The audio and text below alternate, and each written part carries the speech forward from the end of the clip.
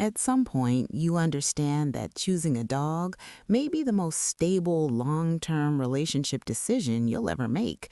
Not because people are unworthy, but because human connection is a landscape with shifting weather, and somewhere between our longing for closeness and our fear of solitude, we end up performing emotional gymnastics that exhaust even the strongest among us.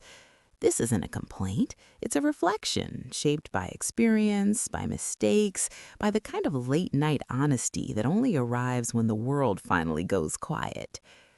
Romantic relationships often begin like a carefully polished version of ourselves, not out of deception, but out of fear. Fear that our unfiltered selves might not be chosen, so we present the traits we believe are safest, hoping they'll secure affection.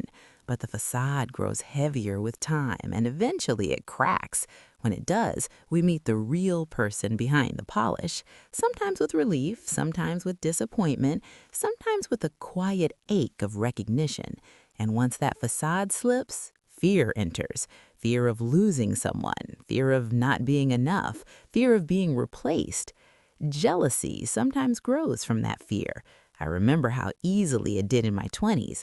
Back then, I mistook it for intensity, as if it proved something about the relationship or about me. With time, I've come to see it differently. Jealousy is simply insecurity in motion, draining energy and dignity in equal measure. It shrinks you, it distorts connection, and it never leads anywhere worth going.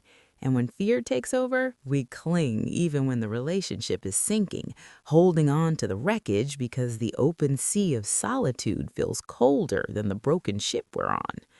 I've stayed too long before. Many of us have. We're taught to fear loneliness because it reflects us back to ourselves without distortion. So we choose bad company or numbing routine because it feels safer than silence.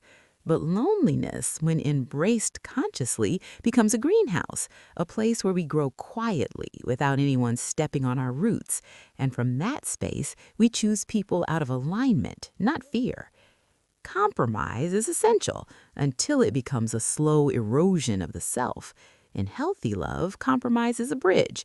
In unhealthy love, it becomes a cage disguised as harmony. When one person's will becomes the default setting, frustration accumulates like sediment, subtle at first, then heavy enough to alter the flow entirely. Finances, another quiet battlefield. Splitting income, negotiating expenses, adjusting habits, all practical on the surface, but capable of becoming invisible chains. Freedom becomes a shared currency, and sometimes one partner spends more of it than the other. Shared homes, shared routines, shared histories, they create a gravitational pull. Sometimes we stay not out of love, but out of inertia. And inertia is powerful. It can keep planets in orbit or people in lives that no longer fit. Intellectual incompatibility is a subtle tragedy. You don't notice it at first, but over time, when conversations shrink to logistics and weather reports, you fill the void. Two people evolving at different speeds, close but never quite aligned. Families carry their own scripts about how life should unfold. They recite them with the confidence of tradition, the gentle insistence to settle down, the unspoken comparisons, the belief that no partner will ever be worthy enough. Their expectations form a soft but persistent hum beneath our choices, shaping them even when we pretend not to hear it. Even free time becomes a negotiation. Hobbies become compromises. Chores fall into patterns shaped more by habit than intention. When you're on your own, the architecture of daily life becomes simpler. You manage your space, your time, your responsibilities according to your own rhythm. There's clarity in that independence, a sense of living by design rather than by inherited routine. We learn to maintain a composed exterior even when the private landscape is shifting. We protect the narrative for family, for children, for friends, sometimes even for ourselves. And in doing so, we slip into roles that feel rehearsed, sustaining a version of harmony that exists more in appearance than in truth.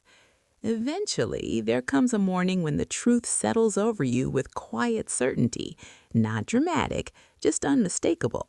You realize the relationship is moving in a direction you can't adjust anymore. And in that clarity, compassion takes a different shape.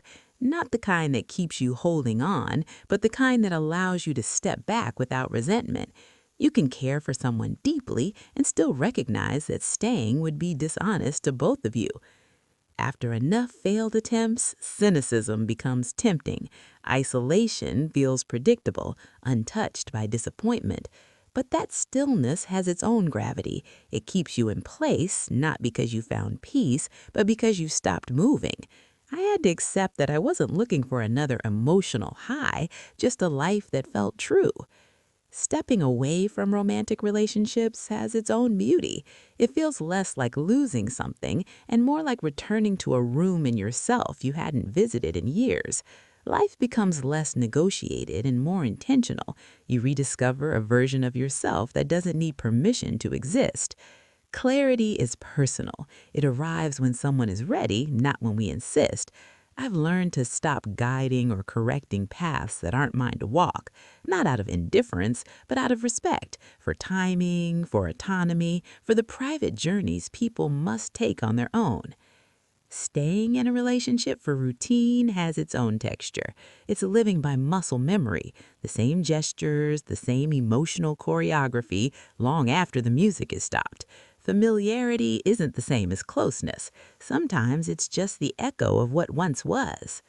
By midlife, most of us have gathered a few serious attempts at partnership. In my case, even a marriage that made sense for a long time.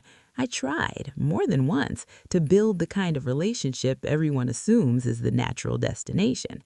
And after all of it, I chose a different path, not out of defeat, but out of clarity.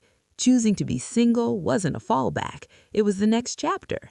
A life with fewer negotiations, fewer expectations, and a steadiness I hadn't felt in years. And yes, I share that life with a dog, a companion whose presence is grounding and whose loyalty is refreshingly uncomplicated. Relationships are beautiful, but they're complex. By midlife, we understand that love doesn't always last, even when the effort is sincere. People grow, circumstances shift, and paths diverge. But that doesn't make those relationships failures.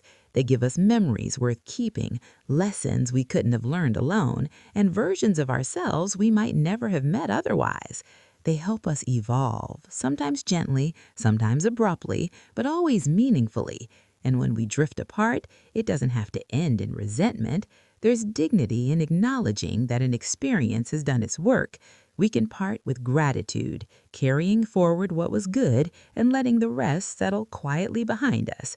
Because authenticity, in the end, is the only companion that stays. If this reflection resonated with you, feel free to share your own story in the comments. And if you'd like to stay connected for more conversations like this, you're welcome to subscribe. This community grows one honest voice at a time. Thank you for passing by. Over and out.